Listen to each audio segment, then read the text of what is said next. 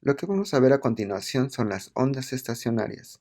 Para esto supongamos que en la imagen que tenemos dos bocinas que están frente a frente y las cuales están conectadas al mismo amplificador, por lo cual las ondas que producen son exactamente iguales. Y la combinación de estas ondas son en interferencia. Como las ondas son producidas por el mismo amplificador, pues básicamente ambas tienen la misma frecuencia, amplitud y longitud de onda, pero viajan en direcciones opuestas. Entonces vamos a considerar que este es el eje X y este es el eje Y, es decir, están inversas. Entonces, como una onda viaja en dirección más X y la otra onda viaja en dirección más Y, entonces básicamente lo que tenemos es que su función de onda será por el hecho de que una viaja en dirección X positiva y la otra viaja en dirección X negativa y tienen la misma A puesto que son producidas por el mismo amplificador. ¿Ok? Entonces, bueno, como estas ondas básicamente van a chocar, entonces lo que podemos hacer es la superposición de ondas, donde la función resultante simplemente es el Y1 más el Y2. ¿Ok? Entonces, ahora, a la hora de sumar estas funciones, lo que básicamente tenemos es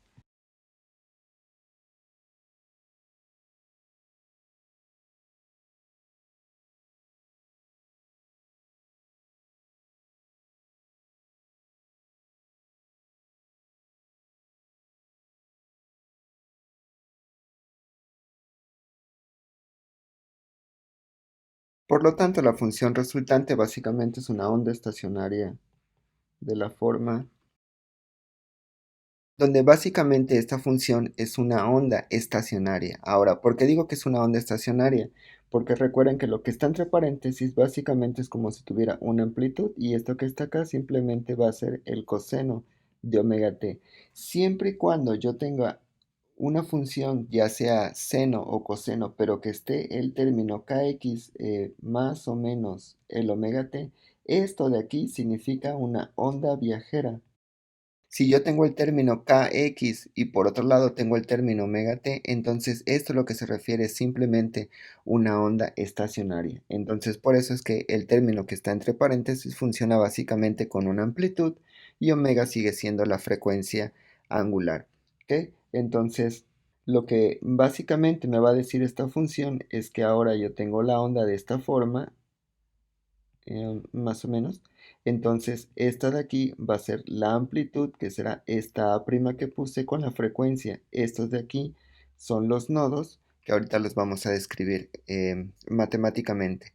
Sí, pero que les quede claro, esta es una función estacionaria porque está el término kx por un lado y está el término omega t por otro lado. Solo cuando está el término así, kx menos omega t o más omega t, es solo cuando implica una onda viajera. ¿Sí? Entonces, bueno, la frecuencia angular del movimiento pues va a seguir siendo omega y la amplitud ahora el A' simplemente es el 2A seno del kx. Si se fijan, tiene 2A. Eso significa que la onda estacionaria, su amplitud va a ser más grande, es decir, se va a potenciar, se está eh, superponiendo constructivamente. ¿Sí? Entonces, esta ecuación que puse aquí en rojo muestra que la amplitud del movimiento armónico simple tiene un valor mínimo en cero cuando x satisface básicamente la siguiente condición. Eh, Sabemos que el seno de kx básicamente va a ser igual a cero para que sea un mínimo.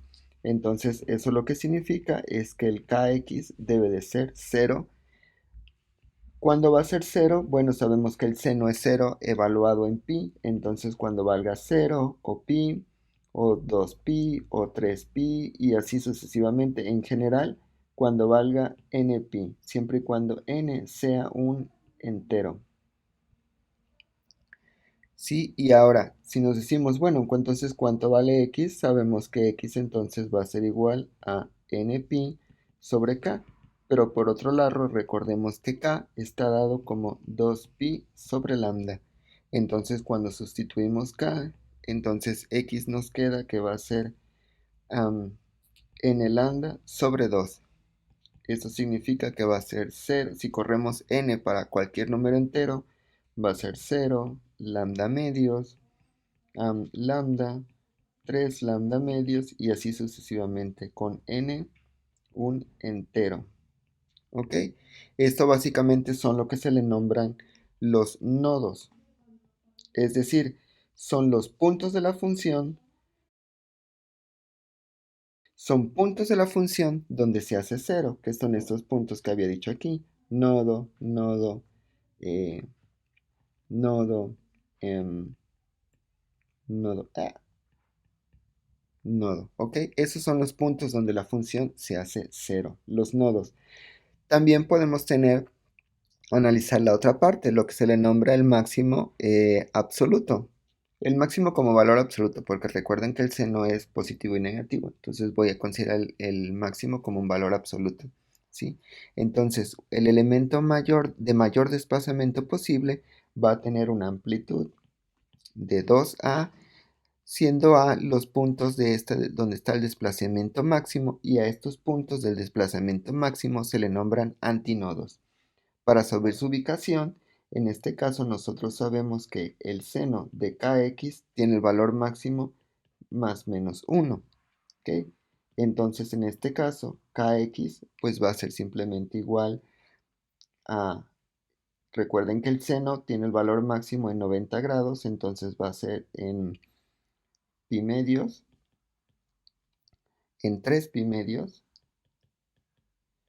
¿sí? Y así sucesivamente con n pi medios, siendo n un impar. ¿Ok? Entonces, por lo tanto, si nosotros despejamos x, pues simplemente va a ser npi sobre 2k. Y nuevamente, si sustituimos cuánto vale k, me faltó el más menos aquí, entonces por lo tanto va a ser n lambda sobre cuarto. Si nosotros corremos esto, lo que significa es que los antínodos, es decir, los valores máximos de la función, van a estar en lambda cuartos, en 3 lambda cuartos, en 5 cuartos y así sucesivamente. ¿Ok? Entonces, si nosotros generalizamos esta expresión,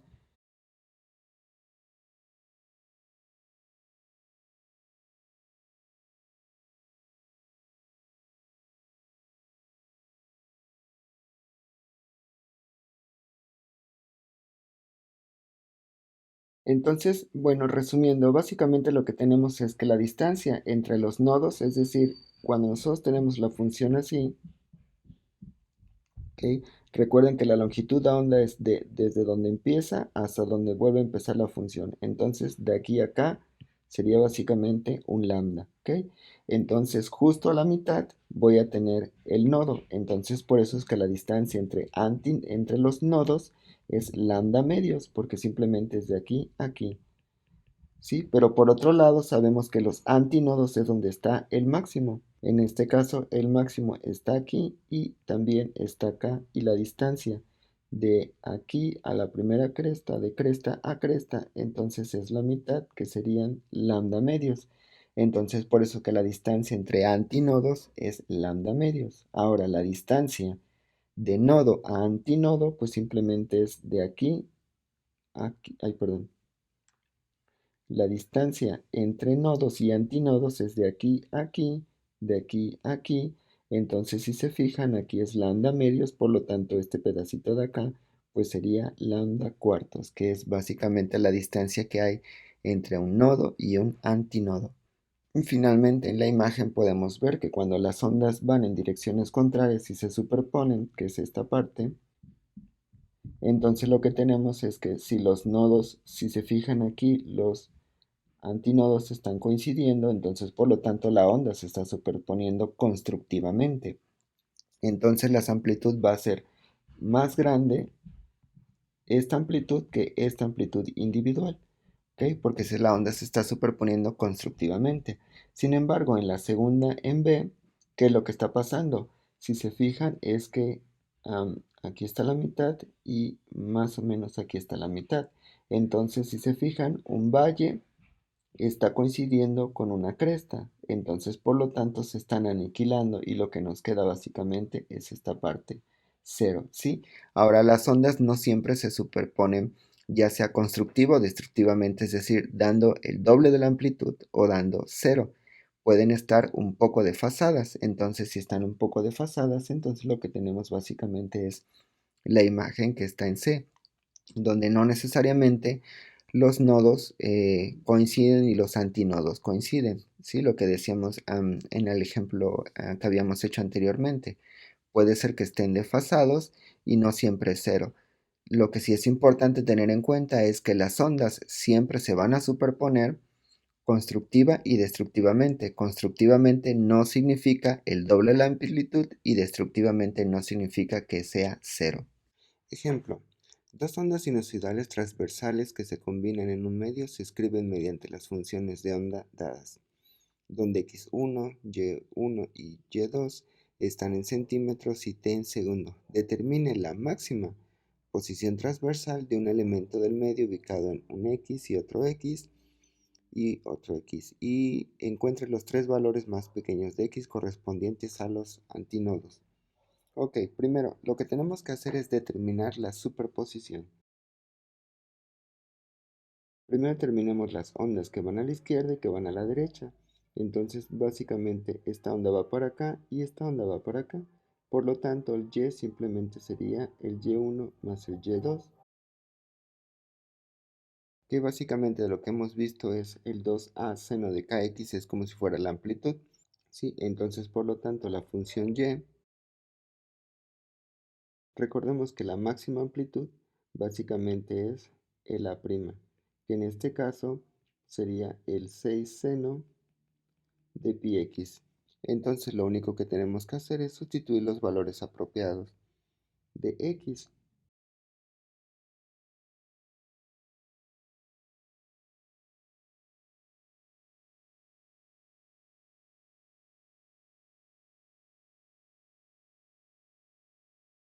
Y finalmente en d, encuentre los tres valores más pequeños correspondientes a los antinodos.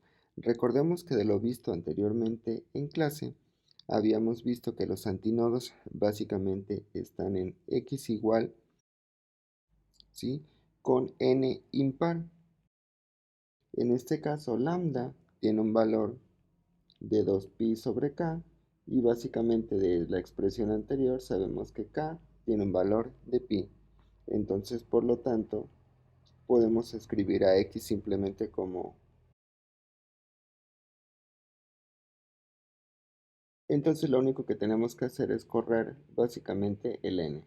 Entonces, como queremos los antinodos, el n igual a 1 sería con x igual a 0.5, el n igual a 3, x va a valer 1.5, el n igual a 5, x va a valer 2.5. Dos bocinas idénticas se activan en fase mediante un oscilador común de 800 Hz y se encuentran mutuamente a una distancia de 1.25 metros. Ubique los puntos a lo largo de la línea que une a las dos bocinas donde se esperarían mínimos relativos de amplitud de presión sonora. Entonces, bueno, como básicamente las bocinas están una frente a otras, esto lo que significa es que van a existir ondas estacionarias. Por lo tanto, los extremos son nodos. En general, nos recordemos que los nodos están separados una distancia x de n lambda medios. Y esta básicamente es igual, sustituyendo lambda, a 2f, siendo n un entero. Entonces, bueno, lo único que tenemos que hacer es empezar a correr los valores de n. Aquí es más fácil correr simplemente el n igual a 1 y multiplicar los diferentes valores. Entonces, para n igual a 1, bueno, como queremos en este caso los nodos, entonces empezamos desde 0. Entonces, con n igual a 0, pues sería nodo en x igual a 0, que era lo que decíamos hace rato. Entonces, en n igual a 1,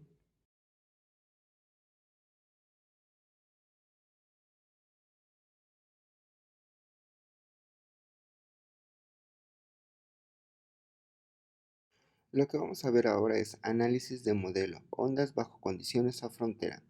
La idea básicamente es que tenemos una cuerda que está básicamente de longitud L y está fija en los extremos. Entonces, como la cuerda está fija en los extremos, eso hace que los extremos tienen que ser unos nodos. Entonces nosotros lo que podemos hacer es perturbar la cuerda. Entonces ya sea que le demos un impulso inicial para acá, entonces la onda va a empezar a hacer esto, pero eventualmente va a rebotar y va a empezar a hacer esto de regreso. Entonces, por lo tanto, las ondas que van se van a superponer con las ondas que vienen y van a hacer una superposición de ondas. O también lo que podemos hacer es tomar a la cuerda y estirarla hacia abajo y después soltarla. Entonces, por lo tanto, vamos a hacer esto y a la hora de soltarla, pues la cuerda va a empezar a hacer esto. ¿Ok? Y va a empezar a oscilar. Entonces, esto lo que hace básicamente es hacer esto que se le nombra la oscilación. ¿Ok? Pero aquí tiene que ser algo muy importante, que es la cuerda tiene la condición de estar fija en los extremos. Entonces, esto es a lo que se le nombra una condición de frontera. Entonces, esta condición a la frontera básicamente lo que hace es que la cuerda tiene que ser, sus nodos tienen que estar en los extremos. La cuerda oscila de tal forma que siempre existan nodos en los extremos. Y la cuerda tiene unos patrones naturales discretos de oscilación, los cuales se le nombran modos normales. En estos modos normales básicamente son las frecuencias características. Ahorita vamos a ver que no cualquier frecuencia es permitida. Ahora, no cualquier oscilación es permitida en este tipo de condiciones a la frontera. ¿Por qué? Porque tiene que estar fija primero la condición de que los extremos son fijos y son nodos. Entonces, ustedes pueden dibujar cualquier patrón de onda siempre y cuando los extremos sean nodos. Si los extremos no son nodos, entonces esa onda que está ahí no puede existir físicamente, porque la condición a la frontera es la que básicamente rige el movimiento. ¿Ok? Entonces, bueno, por ejemplo, si ustedes toman una cuerda y la jalan, entonces por lo tanto una primera opción sería la de la figura A. Si ustedes meten otra onda, sería la figura B, y si meten otra onda y así sucesivamente sería la figura C. ¿Cuál es la diferencia de la figura A con B con C? Simplemente el número de ondas. Aquí lo que tengo es media longitud de onda. ¿Cómo sabemos que es media longitud de onda? Porque aquí empieza la onda y recuerden que una longitud de onda viene y vuelve a empezar. Entonces, por lo tanto, de aquí hasta acá sería un lambda y en este caso sería un lambda medios. ¿Sí? Porque básicamente está... no me sale lambda. Listo. Sería el lambda medios, ¿sí? Por el hecho de que solamente está la mitad de la onda aquí. Esto de aquí arriba es lo que se le nombra un bucle, ¿ok? Ahora, entonces, les decía, la condición de frontera básicamente lo que hace es forzar a que estos sean nodos en los extremos. Ustedes pueden meter una longitud de onda completa, aquí ya sería un lambda porque empieza aquí y termina acá y aquí en principio volvería a empezar. Entonces aquí sí tengo una longitud de onda completa. Aquí tengo un poco más de esta longitud de onda completa. Aquí está esto y esto. Entonces, básicamente siempre voy a tener eh, en lambda medios. O sea, voy a tener lambda medios, lambda, 1 más el lambda medios, el 2 lambda, el 2 más el otro lambda medios y así sucesivamente. O sea, no cualquier modo va a estar existiendo ahí. Y estos son lo que se le nombra los modos normales de oscilación. Esto es a lo que se le nombra la onda bajo condiciones de frontera, ¿sí? Entonces, si yo quisiera saber cuál es la longitud de onda que está ahí, entonces si la longitud de la onda es L y ya habíamos visto que básicamente esta oscila en medio, esto hace una onda completa acá, entonces por lo tanto lo que me va a decir es que el lambda 1 va a ser igual, bueno, el lambda 1 sería el lambda sobre 2 y esto básicamente tiene que ser el L. Entonces, por lo tanto, puedo decir que el primer modo simplemente es 2L. ¿Sí? El segundo modo, pues simplemente va a ser L, porque ahora el lambda es un lambda completo, entonces ya no va el lambda medios. El tercer modo, ¿sí? Simplemente sería lo que les decía, una lambda más un medio, entonces sería 1 más un medio, que esto nos va a dar 3 medios. Y cuando lo despejo, pues entonces me va a quedar como 2L sobre 3. Y básicamente así sucesivamente cada uno de estos. Si yo generalizo estos lambdas para cualquier longitud de onda que esté adentro de esa pared, entonces básicamente me va a quedar como lambda n va a ser un 2L sobre n, ¿sí? Siendo n igual a 1, 2, 3 y así sucesivamente cualquier número entero. Y estos son los únicos modos posibles que existen. Les repito, aquí el punto es que la onda primero está forzada a la condición de frontera que tienen que ser nodos y una vez que las fronteras son nodos, entonces solamente está permitido la oscilación es ahí siempre y cuando satisfagan los nodos en los extremos. Esto es una opción que se le nombra cuantización, ¿sí? Entonces, si nosotros queremos saber, bueno, esa es la longitud de onda, pero si nosotros queremos saber la frecuencia que existen ahí, recordemos que la frecuencia básicamente está relacionada con la longitud de onda por la velocidad. Entonces, para cualquier Fn, y así es como podemos obtener la frecuencia de cualquier longitud de onda hay. Y también obviamente la frecuencia va a estar cuantizada. De lo que ya habíamos visto en clase, recuerden que esta v es la velocidad, pero de la cuerda.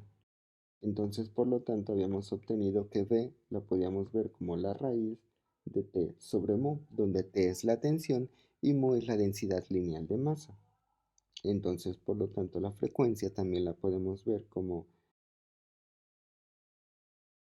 Y a la frecuencia más baja, el n igual a 1, es lo que se le nombra la frecuencia fundamental.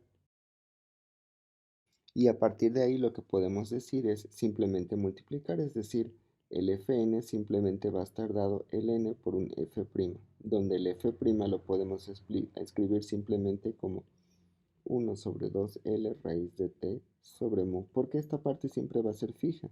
Entonces esta f' se le puede poner simplemente como la frecuencia fundamental. ¿Sí? Los demás es simplemente multiplicar esa f' por 2, 3, 4 y así sucesivamente. Las frecuencias de los modos restantes van a ser múltiplos enteros de esa frecuencia fundamental. Y cuando nosotros hacemos esto y empezamos a correr la suma con n igual a 1, con 2, con 3, con 4 y así sucesivamente con cada uno, a esta suma se le nombra serie armónica.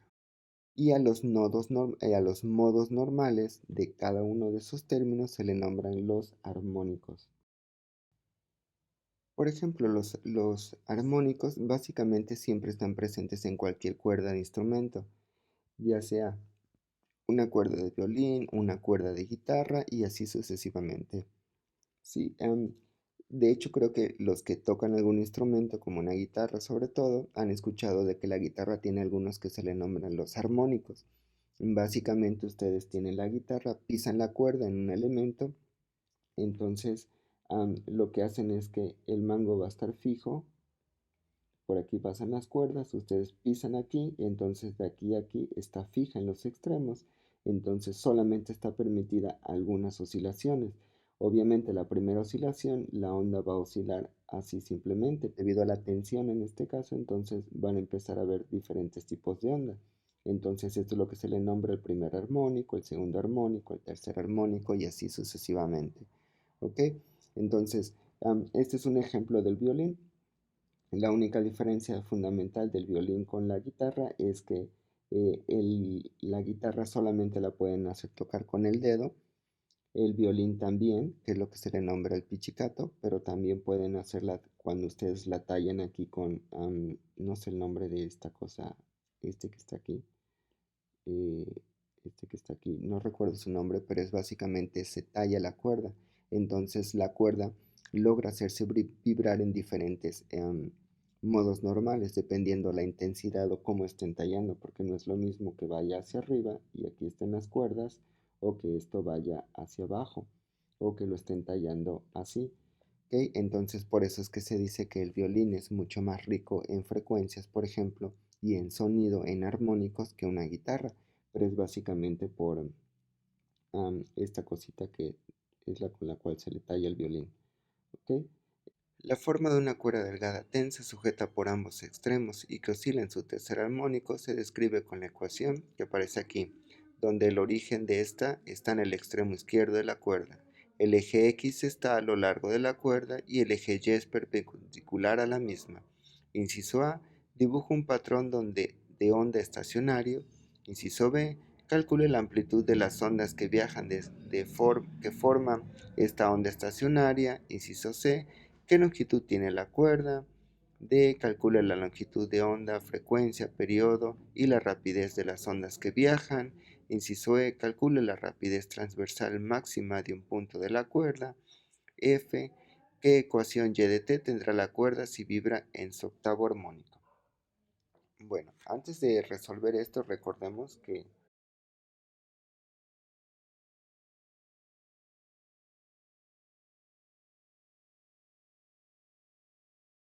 entonces, inciso A, dibuja el patrón de ondas estacionaria. Em, Hay que tener en cuenta lo siguiente, dice que oscila en su tercer armónico. Eso lo que significa básicamente es que tiene que tener tres bucles. Si recuerdan lo que hicimos anteriormente, por ejemplo, para el caso del violín, es que cuando tenemos un bordo, bueno, un nodo en uno de los extremos y oscila en el primer armónico, entonces esto es lo que se le nombra un bucle. Y eso es básicamente porque es el primer armónico. El segundo armónico entonces tiene que tener dos bucles, uno y dos. Entonces nodo, nodo y en este caso, bueno, también se hace un nodo aquí, ¿ok? Entonces, a lo que voy es que por cada bucle voy a tener un armónico. Entonces, en este caso, por ejemplo, si se fija en el tercer armónico, tengo tres bucles, ¿ok? Y estoy en el tercer armónico, que en este caso serían dos nodos aquí y también nodos en la frontera, que es en esencia lo que me están preguntando en el problema. Este dice que oscila en su tercer armónico, eso lo que significa es que debe de tener tres bucles. Entonces, de lo visto anteriormente, aquí está la pared, entonces por lo tanto debe de haber uno aquí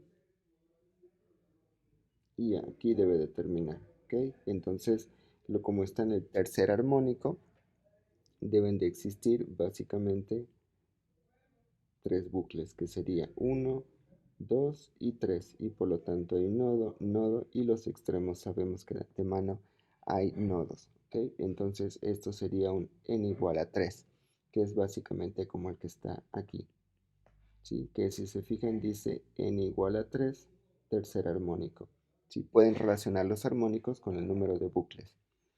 Después, el inciso B, de la ecuación de la onda estacionaria, que sabemos que es esta que está acá, entonces nosotros sabemos también que la amplitud, recuerden que en este caso es dos veces la amplitud, entonces por lo tanto, la amplitud simplemente es la amplitud prima sobre 2, que en este caso la amplitud prima es esto, el 5.6 sobre 2, y esto nos daría 2.8 centímetros. ¿Sí? Para el inciso C, para el tercer armónico, recordemos de la ecuación que habíamos visto anteriormente, entonces voy a tener 3 medios de lambda 3, que va a ser L. Bueno, y habíamos dicho también que lambda es 2pi sobre k. Entonces, por lo tanto, si despejamos L, L simplemente va a ser por 2 tercios de lambda, pero lambda es 2pi sobre k, y k en este caso ya sabemos que vale 0.36 radianes, que eso en general lo sacamos de esta expresión que está acá. Entonces, por lo tanto, L es centímetros, ¿sí? El inciso D, que básicamente lo que me preguntan es, calcule la longitud de onda y la frecuencia, el periodo y la rapidez de la onda viajera. Sí, entonces, bueno, les repito, sabemos que lambda 3, en este caso habíamos visto que era 2 tercios de L, que es lo que está acá. Entonces, sustituyendo el valor de L, entonces lambda es igual a, a 184.793 centímetros. ¿Ok? Pero también sabemos que la frecuencia 3, en este caso, pues simplemente es omega sobre 2pi. Pero omega ya nos los dan en la ecuación, que en este caso son los 50 radianes sobre segundo. Entonces esto nos da 7.958 Hz. Y si queremos calcular el periodo, pues simplemente es el inverso de la frecuencia y esto nos da 0.126 segundos. Ok, entonces, ¿cómo puedo calcular la rapidez de la onda? Que también me lo preguntan. Recordemos que lambda es v sobre f, entonces por lo tanto la velocidad simplemente va a ser lambda por f. Ya tenemos lambda y tenemos f, entonces esto nos da 1470.36, pero todo está en centímetros sobre segundo. ¿Sí? Recuerden, hay que tener siempre muy presente las unidades, que básicamente aquí están. Um, Finalmente, el inciso E. Calcula la rapidez transversal máxima de un punto de la cuerda. Bueno, recuerden que la rapidez máxima simplemente la obtenemos de la relación de la ecuación, simplemente derivando respecto al tiempo y evaluando el seno igual a 1 y el coseno igual a 1, porque el seno tiene su máximo en 1 y el coseno tiene su máximo en 1. Entonces, si derivamos esta expresión y hacemos simplemente el seno y el coseno igual a 1, básicamente lo que tenemos es a omega. Y finalmente el inciso F, que dice: ¿qué ecuación y de t tendrá la cuerda si vibra en su octavo armónico? Bueno, para sacar el octavo armónico, primero lo que tenemos que hacer es sacar el primer armónico. De lo anterior ya habíamos obtenido el F3, pero recuerden que el F3 quedamos que lo podíamos expresar simplemente como 3 por F1, ¿sí? Entonces, por lo tanto, F1 simplemente va a ser F3 sobre 3 y esto nos va a quedar. Ok, entonces, como ya tenemos la frecuencia 1, podemos obtener la frecuencia del octavo armónico. Simplemente F8 va a ser 8 veces F1. Recuerden que simplemente es la multiplicación del fundamental, donde F1 es el fundamental. Y lambda simplemente es B sobre F. En este caso va a ser el F8. Y K simplemente es 2pi sobre lambda 8. Para obtener el omega, recordemos que f es igual a omega sobre 2pi, entonces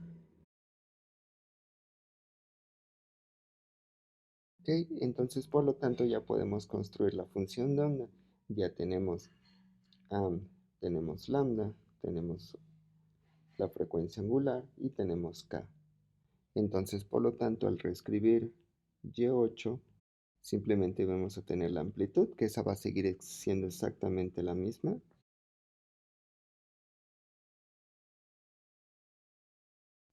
Y aquí tenemos la ecuación del octavo armónico. Lo que vamos a ver a continuación son ondas estacionarias en columnas de aire. Las ondas bajo condiciones de frontera también se puede aplicar a las ondas sonoras en una columna de aire, como la de un órgano, una flauta o un oboe. Las ondas estacionarias básicamente son resultado de la interferencia entre las ondas longitudinales viajando en direcciones opuestas. Es decir, ustedes tienen un tubo y cuando ustedes soplan en un tubo, las ondas viajan así, en esta dirección. Son ondas longitudinales. ¿Ok?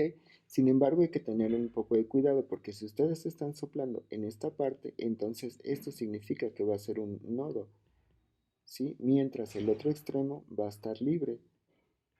Entonces, por lo tanto, este extremo libre tiene que ser un antinodo para que esto siempre suene. Eso es muy importante que les quede claro. Si nosotros tenemos un tubo y queremos que en el tubo suene, entonces, por lo tanto, para que el sonido se produzca, el extremo tiene que ser un antinodo, es decir, está el tubo así, entonces viene la longitud de onda y por lo tanto la longitud de onda debe de venir aquí, ¿sí? O sea, no debe de terminar acá. Este debe ser el antinodo, es decir, la amplitud máxima. Siempre tiene que ser así. Ahora, ¿cómo es que se da esta interacción? ¿Cómo es que se da esta interacción en un tubo? Bueno, en esencia lo podemos recordar con la imagen que habíamos visto en alguna ocasión, donde la idea es que ustedes tienen un pistón, este se supone que está cerrado, entonces tienen un pistón, de repente lo empujan y lo tienen que regresar para volver a empujarlo y así sucesivamente. para empujar aire. Entonces lo que va a pasar es que se van a generar ondas donde va a haber mucha presión. Aquí se nota con los diferentes colores, pero de repente estas secciones de aquí, si se fijan, van a ser un poco más blancas, que van a ser ondas donde o zonas donde exista menor presión. Si en este caso el tubo es abierto, entonces lo que va a pasar es que esa onda va viajando y cuando llegue en este extremo, esta de aquí va a llegar justo en este extremo de acá, es decir, va a tener una presión tal que entonces la función de onda, la longitud de onda en ese momento va a ser máxima. Entonces esto normalmente lo que se hace es se interpreta con una onda. Solamente hay que tener mucho cuidado aquí porque la mayoría de los libros dibujan las ondas adentro de un tubo como si fueran ondas longitudinales, perdón, como si fueran ondas transversales, pero en realidad son ondas longitudinales, están viajando así, ¿ok? Pero la mayoría los representan de esta forma, así es que hay que tener un poco de cuidado ahí. Entonces, bueno, les decía, lo que pasa es que cuando ustedes soplan en un tubo, y creo que todos hemos escuchado también, cuando pasa el aire a través de un tubo que suena de alguna forma. Entonces lo que está pasando en realidad es que se están generando zonas de presión en ciertos espacios y zonas de antipresión en ciertos espacios, o sea, zonas donde hay más presión y zonas donde hay menos presión. Y para que el sonido se produzca claramente, entonces siempre el extremo tiene que ser un antinodo, es decir, un máximo, para que para que el sonido se dé claramente.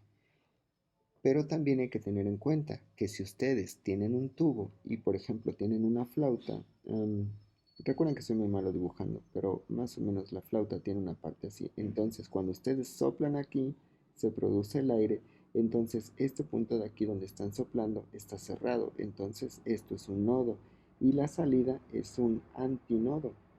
¿Ok? Entonces no se van a comportar igual el desplazamiento de aire en los tubos abiertos que en los tubos cerrados. Bueno, el desplazamiento sí se va a comportar igual, lo que no se va a comportar exactamente igual son las ondas, puesto que aquí en esta parte son nodos y en esta parte son antinodos. Entonces, para que el sonido se produzca, en un tubo que tenga el extremo abierto tiene que ser un antinodo. Entonces eso ya nos forza una condición a frontera.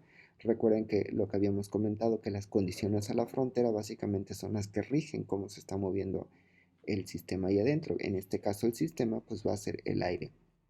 ¿Sí? Entonces, bueno, por ejemplo, en esta imagen lo que tenemos es un tubo abierto en ambos extremos. Entonces, por lo tanto, esto forza a que estas partes de aquí sean unos antinodos, que es lo que estábamos diciendo. ¿Sí? Esta parte tienen que ser unos antinodos, ¿sí? Están marcados aquí y si se fijan, lo que se va a producir básicamente son diferentes longitudes de onda, solo que les decía, tengan cuidado porque esto está dibujado con ondas transversales, sin embargo son ondas longitudinales. Entonces lo que está pasando aquí es que en los extremos tiene la condición a la frontera de ser antinodos. Entonces eso forza que solamente recuerden que las ondas van a estar cuantizadas y solamente pueden existir ondas siempre y cuando satisfagan que los extremos sean antinodos. Entonces esto lo que va a hacer es que esto se dice que está cuantizado y solamente van a sobrevivir algunas ciertas frecuencias, que en este caso básicamente las frecuencias van a ser de este estilo, que era lo que ya habíamos visto anteriormente, donde n es igual a 1, 2, 3 y así sucesivamente. Y en este caso, V es la rapidez del sonido. Sí, por lo tanto, solo viven ciertas frecuencias. En este caso, solamente van a vivir estas frecuencias. Recuerden, esta parte de aquí básicamente ya lo habíamos obtenido anteriormente para las condiciones a la frontera. Sin embargo, si el tubo tiene un nodo, es decir, de un lado está cerrado, como este. Por ejemplo, en este caso lo que pasa es que el tubo de un lado está cerrado, entonces este de aquí es un nodo y del otro lado lo que voy a tener es un antinodo. Recuerden que ahí también habíamos sacado una ecuación cuando teníamos un nodo y un antinodo. Entonces la condición de frontera forza a que el extremo sea un nodo y el otro un antinodo. Por lo tanto, las ondas están cuantizadas y en este caso solamente van a sobrevivir las ondas que tengan básicamente esta frecuencia.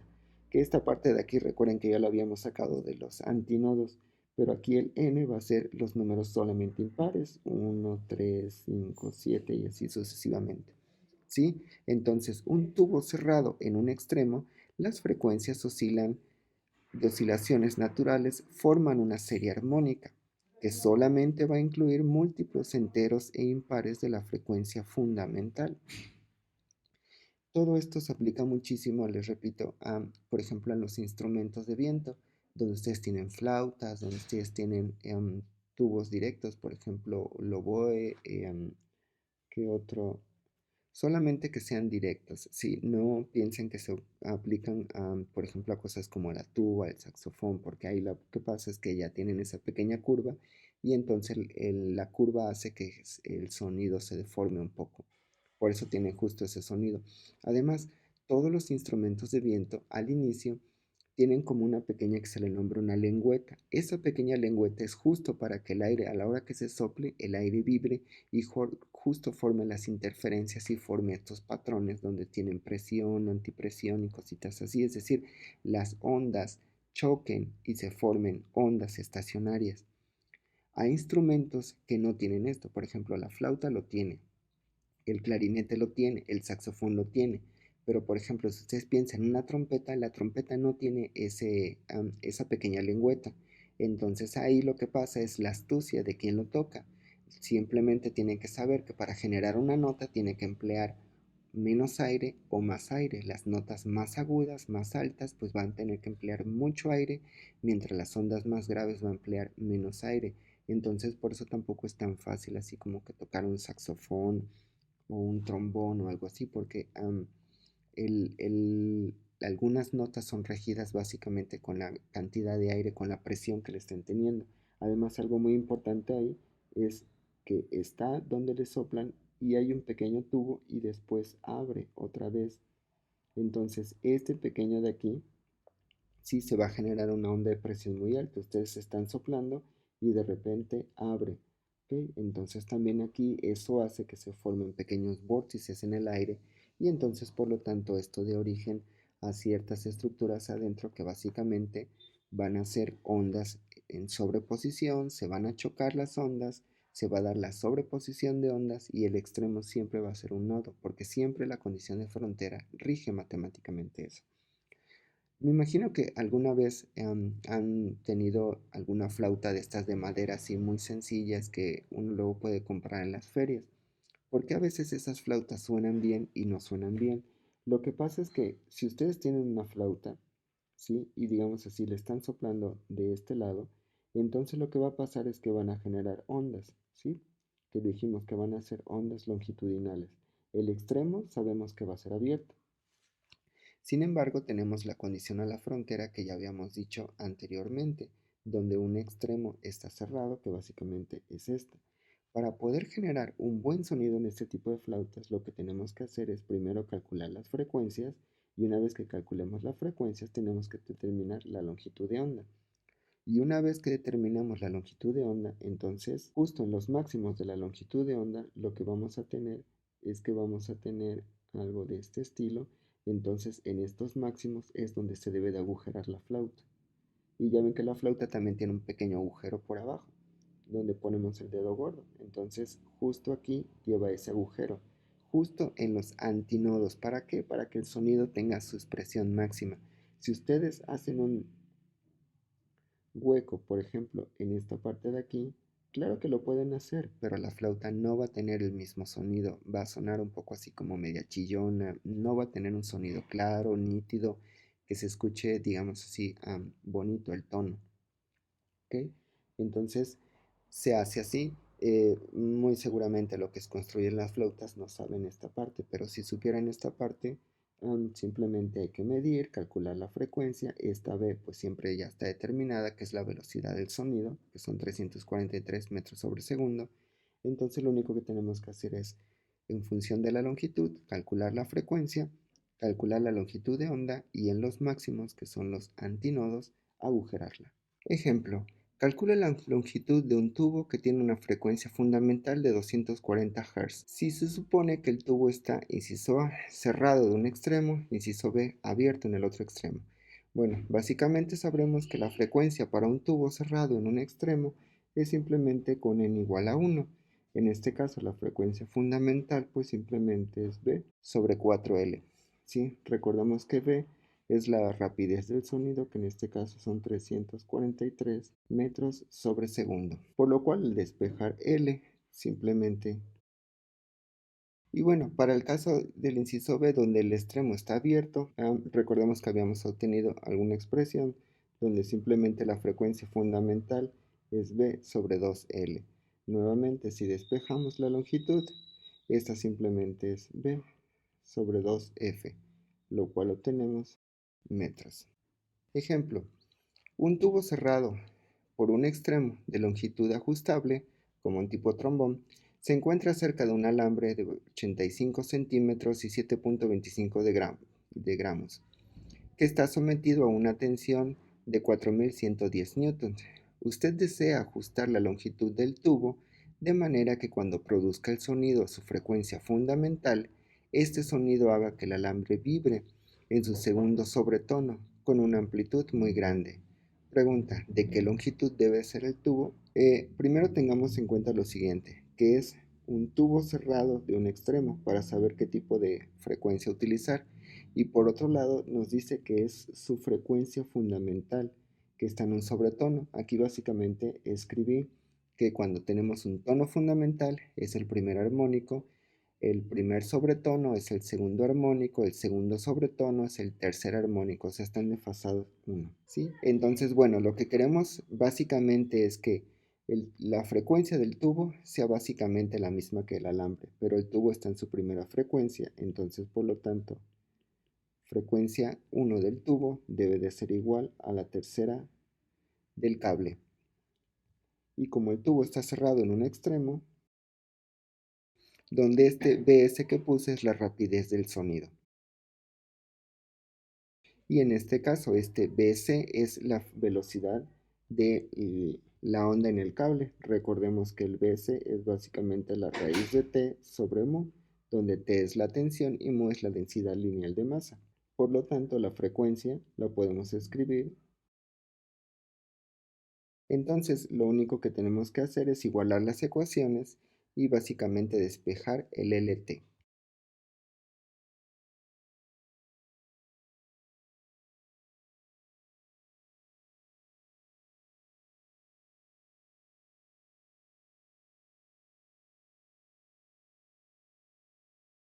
Lo que vamos a ver a continuación son las ondas estacionarias en barras y membranas, es decir, superficies dos dimensionales.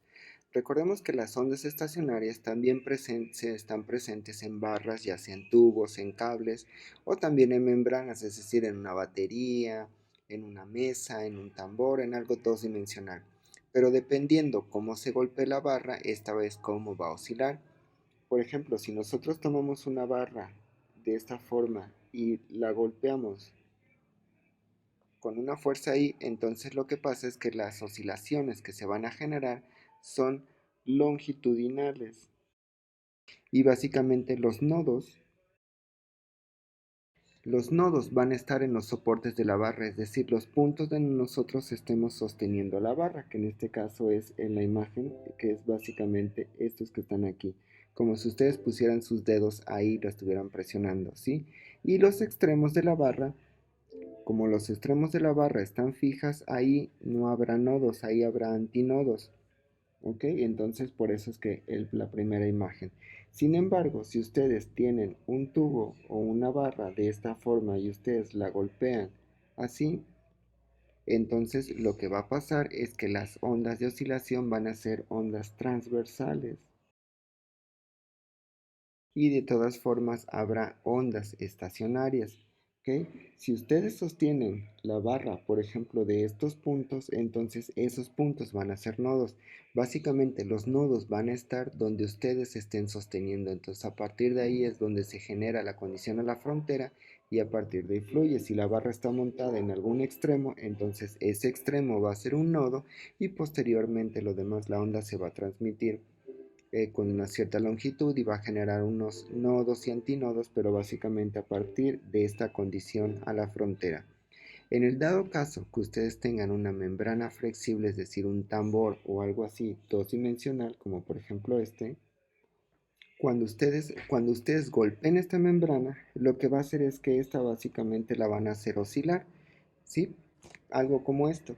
Este es un ejemplo de una membrana, o sea, una superficie de un tambor, la cual básicamente se ha golpeado en el centro y por eso es que básicamente oscila muy bonito. La idea es que ustedes golpeen hacia abajo y entonces esta genera como una onda de rebote hacia arriba. O como es como cuando dejan caer una gota de agua sobre una superficie, ya ven las imágenes así en cámara rápida que se ve la gotita como que sube, debido al golpeo de la de abajo, empujó una hacia arriba. Básicamente es algo así, es una superficie dos dimensional donde se ha empujado. La única diferencia es que ahora esta superficie dos dimensional, la condición a la frontera es toda la superficie, que es una condición a la frontera circular y es dos dimensional. Entonces esa ya es un poco, no complicada, sino que simplemente hay que necesitar un poco más de background para poderla tratar esta condición a la frontera. Eventualmente lo van a hacer. Sí, pero entonces esto es lo que se ve en una superficie dos dimensional cuando se golpea. No siempre se ven así, aquí básicamente es porque está golpeada en el primer modo normal, que es justo en el centro. Ustedes lo pueden golpear por este lado y obviamente se va a perturbar de diferente forma. Una superficie dos dimensional cuadrada, donde básicamente aquí se ha golpeado en otro modo normal, no en el centro. Por ejemplo, esta imagen se ha golpeado de un lado y eso lo que hace es que se sumerja a un lado y por lo tanto el otro suba. Y entonces van a empezar a oscilar así. Puede ser que lo hagan con una línea aquí en medio, pero también pueden golpear de este lado, que sería básicamente la segunda imagen, donde sigue teniendo esta línea de aquí en medio, que ahora la línea es el nodo. Cuando ustedes tienen una dimensión, el nodo simplemente es un punto, pero en dos dimensiones el nodo ahora es una línea completa, como esta es la primera imagen, la segunda. Este es igual, sigue habiendo un solo nodo, ¿okay? Pero simplemente el golpe fue diferente y ahora fue en forma rectangular aquí, o lo pueden tener el triángulo invertido de esta forma. Entonces en realidad depende cómo golpeen la superficie dos dimensional, es cómo es que esta va a oscilar. Les repito, aquí está simplemente con un nodo. Entonces ahora los nodos en superficies dos dimensionales son líneas en lugar de ser puntos. Eso es algo muy importante. En dos dimensiones los nodos son líneas. El último tema que veremos es batimiento, que básicamente es la interferencia en el tiempo. Hasta ahora hemos estudiado la interferencia de ondas y superposición de ondas, pero todo ha sido puramente espacial, es decir, las ondas se superponen en alguna región, sí, pero en ningún momento tenemos en cuenta el tiempo. Entonces, esta interferencia temporal es lo que se le nombra el batimiento. Ahora vamos a estar interesados en cómo se comportan las ondas cuando éstas se superponen, pero más considerando el tiempo. ¿Sí? Básicamente el batimiento es la variación periódica en amplitud en un punto dado debido a la sobreposición de dos ondas que tienen frecuencias ligeramente diferentes.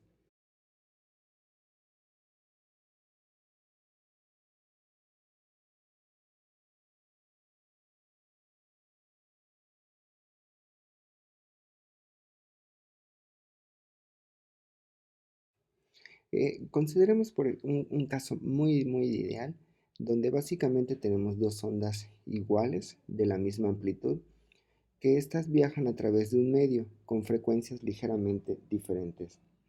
Consideremos una función y1 que sea, pero de la relación del ángulo doble,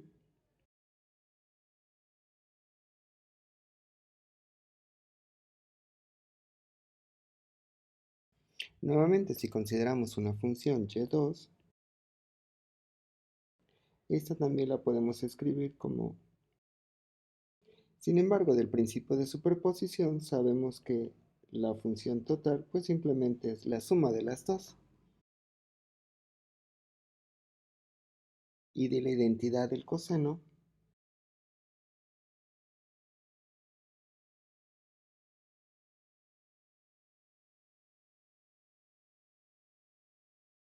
donde básicamente el término entre llaves ahora es la nueva amplitud y este término va a ser la frecuencia de la superposición.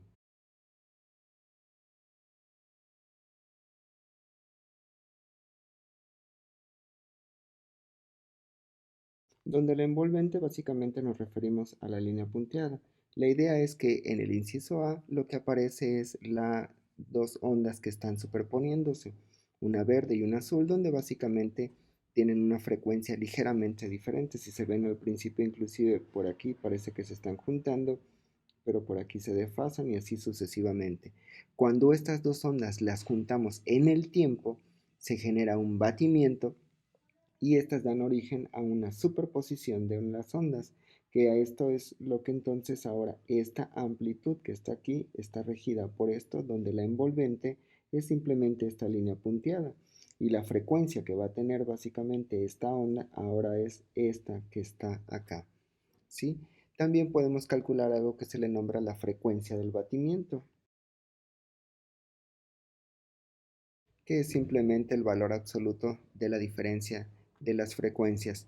La máxima frecuencia del batimiento que detecta el oído humano es de aproximadamente 20 batímetros sobre segundo.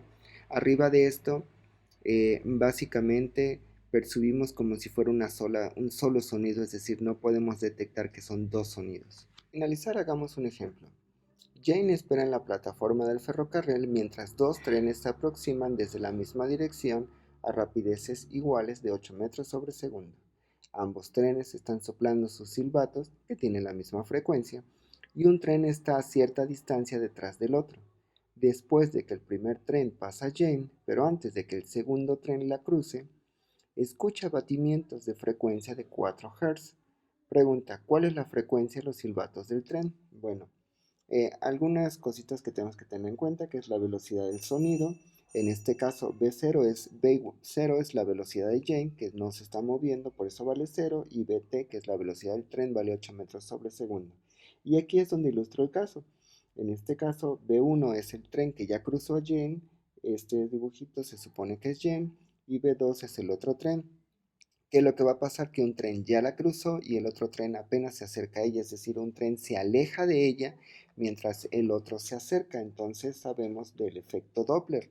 Recordamos que el efecto Doppler, si B1 se aleja, entonces B1 debe de ser negativo, y si B2 se acerca, entonces B2 debe ser positivo. Y de la ecuación del batimiento, bueno, pues sabemos que F1 menos F2, el valor absoluto. Ahora simplemente hay que escribir esto, pero ahora reescribiéndolo con el efecto Doppler.